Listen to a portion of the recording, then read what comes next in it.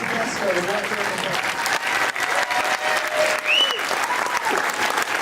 you. I'd like to introduce really nice folks here. Hal Blaine, Joe Osborn, and Randi, come on down.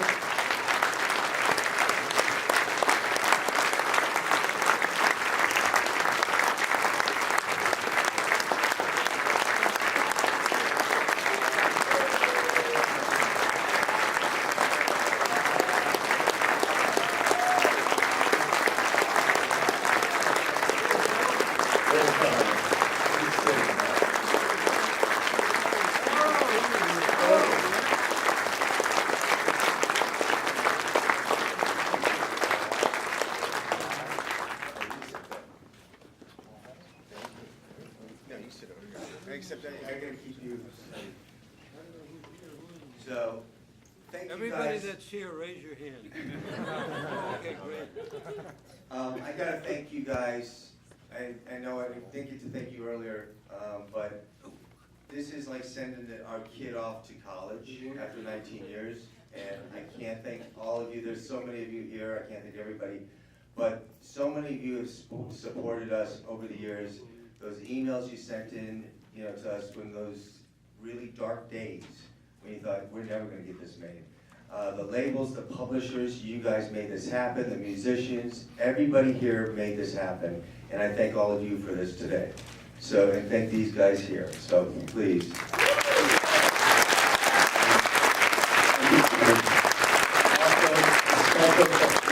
I'm going to give 2 credits to the 2 women and my 3 women, because my daughter's here too, Isabella, there she is.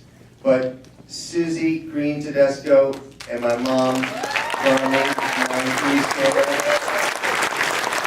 Susie way up there.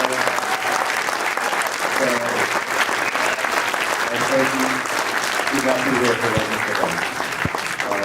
So let's, you know what, I'm the moderator, so I guess start. Come on, guys, start Can I asking us ask questions. you one question? Uh-oh.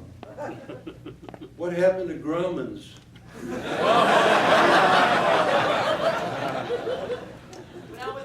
This crowd is much better than the other crowd, you know what I'm saying? Much better. Okay, go ahead. What's the first question? That's it? Let's go? Just raise your hand if you have a question. There you go. Is that number 1 or number 2? Are you on the phone? No, it's all right. I thought he was making a phone call. What was that? Are you guys still playing music? Are they still, actually, are they still playing music? Yeah, Don, you want to tell them what you just did? We just did, actually, we did it almost 2 years ago, the country #1 record of the year with Glenn Campbell. Joe Osborn, myself, and Mr. Hal Blaine.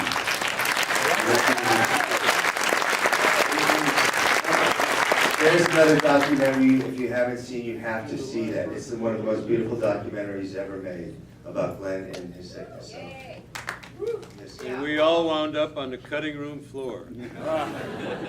That's Oh, yeah. movies, that's Hollywood. For all you guys, especially for Hal, you guys used to record live, all at the same time.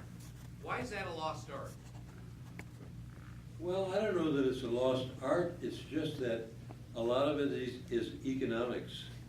It costs a fortune to go into a really beautiful Hollywood studio and make a record because you have to rehearse and rehearse and rehearse and rehearse. We, as the little wrecking crew that we were, we could go in, hear a song once, and within 20 minutes we had a master record, finished, complete. All the producer had to do was go, mix it and put it on the air. Incidentally, in the film, you notice Hal's playing drums. And then it starts, and then everybody comes in, and Elvis is singing, a little less conversation. What you heard is exactly what we talk about. There was no song. Billy Strange and Mac Davis were the composers for that film. It's one of Elvis's 9 million song movies. And we were doing the date, and they said, guys, can you take a break? We got to write another song. The producer wants another song in this thing. So they went out for 10, 15 minutes. We all came back, and we started talking about it. Hal started playing that thing. Somebody played something else. There was no, they had an idea for what the lyric was. The arrangement was done right there on the bandstand. And that's a perfect example of what we used to do over and over again. Wow. Pretty interesting. And incidentally, we've got 9 different residuals from that one thing over the years, because it's been reused that many times. Wait a minute, I got 12. I'm serious. Yes. I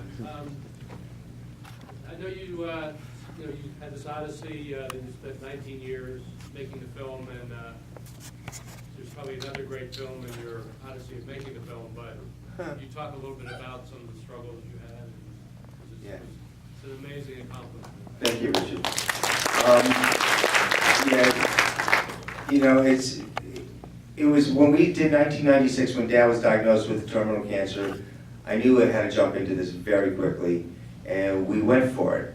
And 1997, Dad passed. 1998, we had this nice 14 minutes VHS tape that we used to shop around. I don't think we really ever shopped it. I think people just said, this is great, and they'd say, but you're never gonna get this made because you have this music that is gonna be so expensive. First, actually, they blamed the labels and the publishers. They said, you're never gonna get them to agree upon being in the same film together, whether or not you can even afford the music.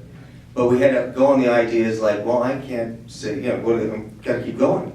So it went on through the years, 2003, 4, 5, 6, and that's when Susie thought we just made the most expensive home movie ever. And, you know, we always say the labor of love. The labor of love means that's you were on your own, but it's not true because we had Wells Fargo, we had Visa, we had Countrywide. They were very nice people. And then they cut us off. And we got to 2008, we did the film festivals. And at that point, we knew what, you know, we were like, oh my God, we're gonna be discovered. We got all these great reviews, and it was audiences like this around the world. But it was, oh, that's okay. And what happened is at that point, you know, it was 2008, and what we realized is the distributors didn't want to touch us. We were like a hot potato because they didn't want to touch the music. It was the music and all the costs were gonna be up here, and return on investment is going to probably be about here.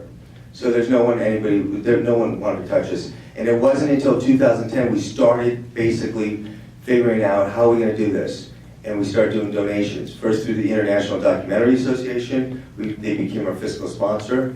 And it was actually this one guy who was in radio, Greg, started his job, sorry, stuttering there. But he said, I'll give you $1,000 now if I can dedicate a song. I said, what do you mean? He says, Up and Away changed my life. It got me into radio because I could hear the difference in transistors. And he gave me $1,000. I went, wait a minute, I could do that with how many songs? And that's where it started. But then the $5 came, then the $10 came, and we kept getting all this, you know, the money would come in, I'd turn around, pay off a publisher, pay off a label. And that's how we did it. And then we'd go traveling through the country, and showed it. It was like barnstorming. We did it in recording studios, theaters, churches, synagogues. I mean, I did everything but a bar mitzvah and a bake sale I had. And it was amazing, you know, but it was the people that, and then we started doing is everybody spread the word. And that's how we got to this point. We have over 50,000 fans on Facebook now. How many people have seen the Facebook page? All right, that's pretty good. How many people have seen the outtakes? All right, well, guess what? There's a lot more that happen, and I'm proud to say Magnolia's going to put a double DVD in it now. So, thank you, Magnolia. But you know, Richard understands music licensing. He's the man that started it all. You know, Rhino Records. So, you know, you knew it, and I knew it. There is an appetite for this music. So, you guys proved it. Any question? Yep. Different songs that you all worked on, I'm hearing little different pieces of music that stand out, and they keep changing over the years, and maybe I'm just hearing it better, maybe through digital music. Do you ever hear different parts of the music, and does a piano piece impress you? Do you guys, when listening to the music over all these years, do you start hearing it differently, maybe because of different mastering or different things? What? Such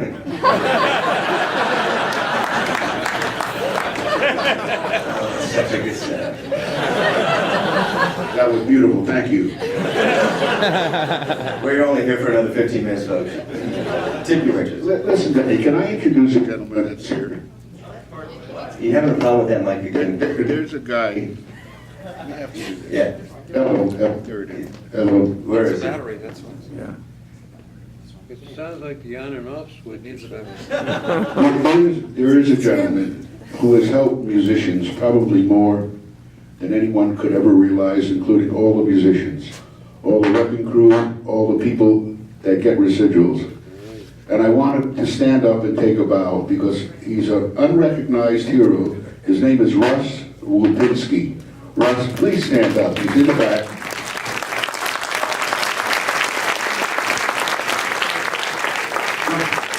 Here's the guy that has gone to the union records that have been thrown literally in the garbage and closets. And he's researched and found all this stuff for the last 8 years.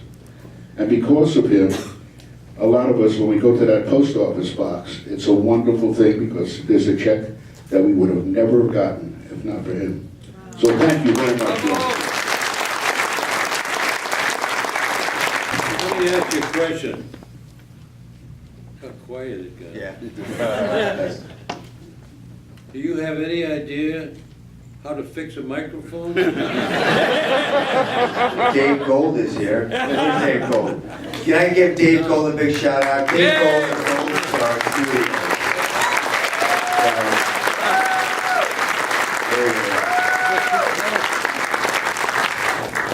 He's cringing right now thinking those microphones.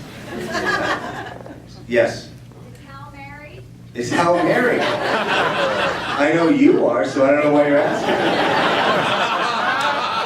Is Hal married? What are you offering there?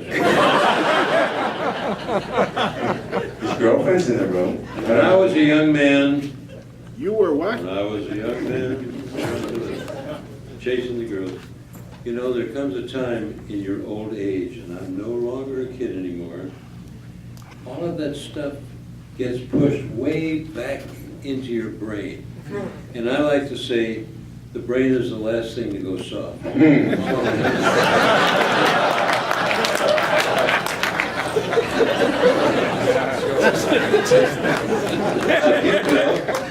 Yeah, Joe, tell us. Yes, right in the back. We've all heard stories about the wrecking crew forming in Phil Spector. Tell us what a Phil Spector session was really like. Phil Spector, start on your side, Don. He's asking about the Phil Spector Yeah, session. here. Do you have any Milltown? Phil Spector is exactly what Phil Spector always was. He was a very eccentric, truly a top A&R man because he knew how to find songs and pick them. And he was sometimes very hard to work for because of the amount of hours that we did. But he also was a genius at finding the artists. Where he wasn't a genius was some of these artists that he had very short careers because of him. And to explain that is he could have turned those acts over to another producer at some time and said, here we go again, the batteries running dead. He could have turned it over to another producer and said, now you produce them for a while. As big as his label got, it could have been 100 times bigger had he had the sense to turn it over to these other people, but he would rather see the acts disappear. And it happened time and time again with different people that worked for him. And especially with the Ronettes, so they should have been monster.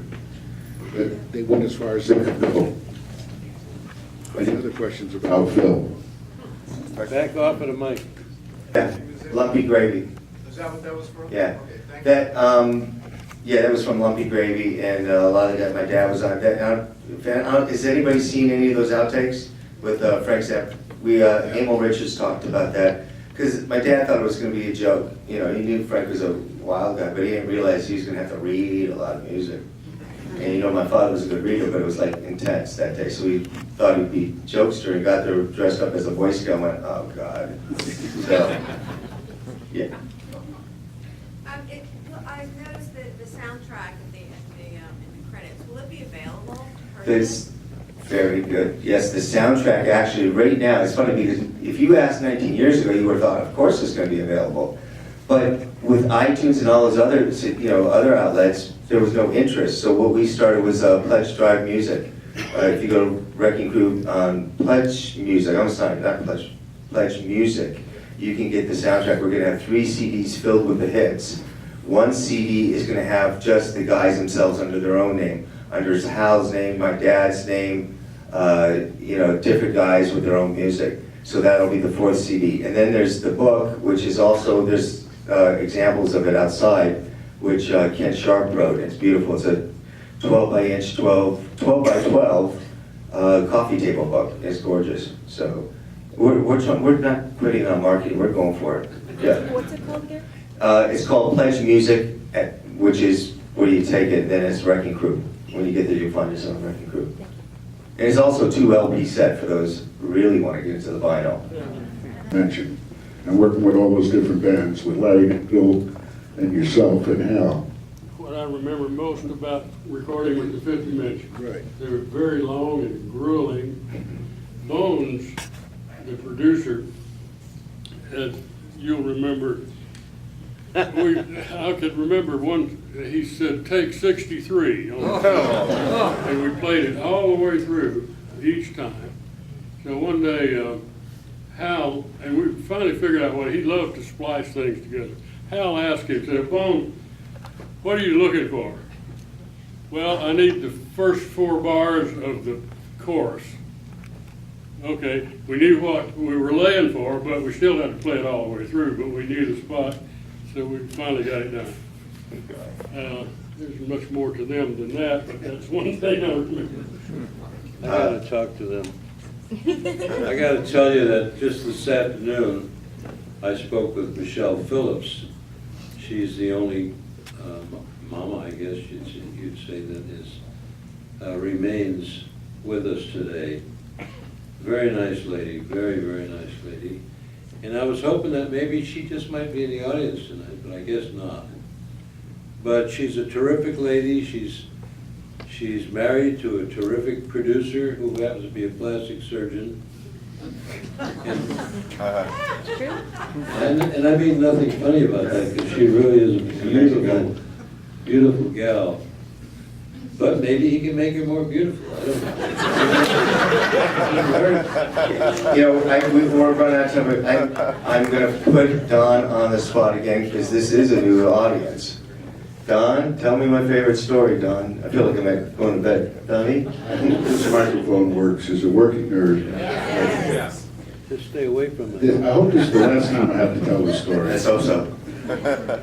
Hal Blaine and I have been friends forever, and sometimes when we go on the road, we would room together. In 1968, we were on the road for a Democratic campaign for Hubert Humphrey when he was running for president.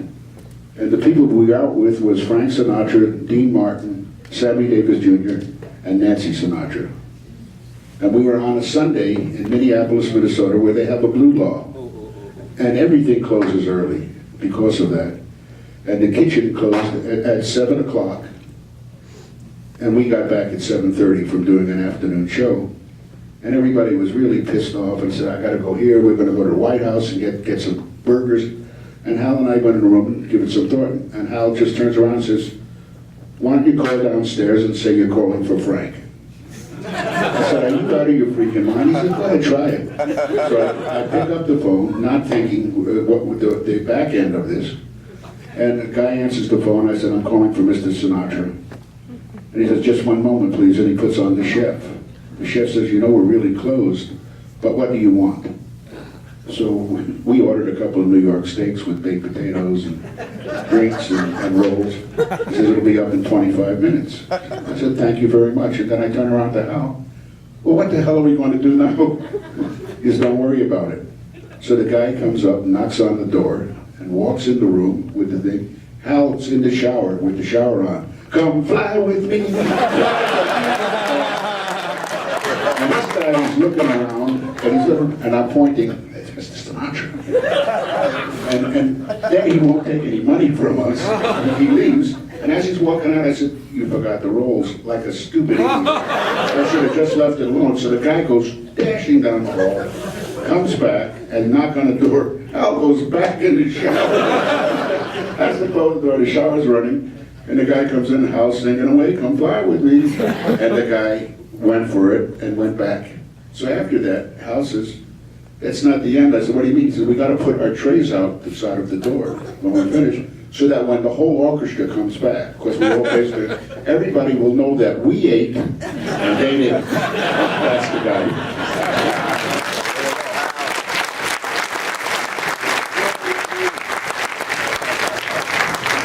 Last guy back there, who's up there, Joey. He had his 95th birthday this month. Happy birthday, brother. So thank you. Yeah, Randy. When the day comes that the DVD is going to be available for purchase, You have to put me on the spot. I know that there is a lot of people who are gonna be interested in what extras we did not see here. I have, there's hours, there's Richard Carpenter I interviewed, there's Bill Medley, there's Petula Clark, there's Barry McGuire, there's Jackie DeShannon, there's Don Peake right here. Don Peake, there's Don I interviewed. There's Anal Richards. There's so many of the guys. I have my editor, God bless. Anybody know Claire Scanlon? Yeah, my daughter. Claire Scanlon is my editor / producer, who's now in labor. So this is her big film coming out. Her husband's film's coming out today, and she's having a baby tonight. So it's all good luck. But it will be big. And thank God for Magnolia for giving us a chance. Guys, even we sold out 2 shows tonight. We're here for a week. Please, it's so important to push this through. I'm not stopping here. I'm going all the way through that finish line. I'm just gonna pump it out. If you know friends that can't come out, tell them it's on video on demand or it's on iTunes. New York sold out tonight, and we don't want to let New York take God bless New York, but I think we could sell it another night, right? Yeah. Yeah, tell your friends in New York. So please, and it's in Dallas, all over the country now. So please, just come to the website, wreckingcrewfilm.com, and check it out. And guys, thank you to, how many times, first time at the New Art? Raise your hand. Nice. You guys gonna come back?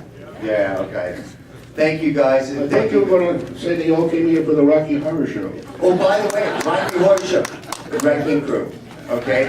Wrecking Crew did the Rocky Horror Show. Lou Adler actually produced it, and they're on it.